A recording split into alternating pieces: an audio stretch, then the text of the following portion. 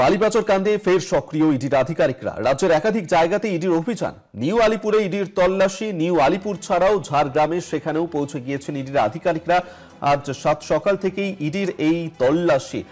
অরিত্র ঘোষ আমাদের সঙ্গে টেলিফোনে রয়েছেন প্রতিনিধি, আরো বিস্তারিত জানবো। অরিত্র, কি জানতে পারছো এখনো পর্যন্ত, কেন ইডির এই তল্লাশি অভিযান? দেখো, বালিপাচার কাণ্ডে কেন্দ্রীয় তদন্তকারী সংস্থা এনফোর্সমেন্ট ডিরেক্টরেটের তৎপরতা আবার। ইতিমধ্যেই বালিপাচার কাণ্ডে গ্রেফতার হয়েছেন একজন মূল মাথা। জিডি মাইনিং সংস্থার কর্ণধারকে গ্রেফতার করা হয়েছে।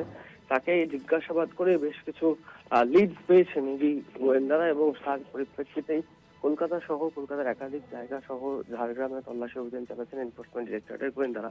সব মিলিয়ে বালি পাচার কাণ্ডে যেটা ইডি সূত্রে খবর পাওয়া যাচ্ছে যে নিউ আলিপুরের কাশৌরি ব্রাদার্স, যারা ফিনান্সিয়াল ব্রোকার, অর্থাৎ টাকা পয়সা নিয়ে যারা ব্রোকারি করেন, সেই ব্রোকারের বাড়িতেই কিন্তু ইডি গোয়েন্দারা সাত সকালে পৌঁছে গিয়েছেন।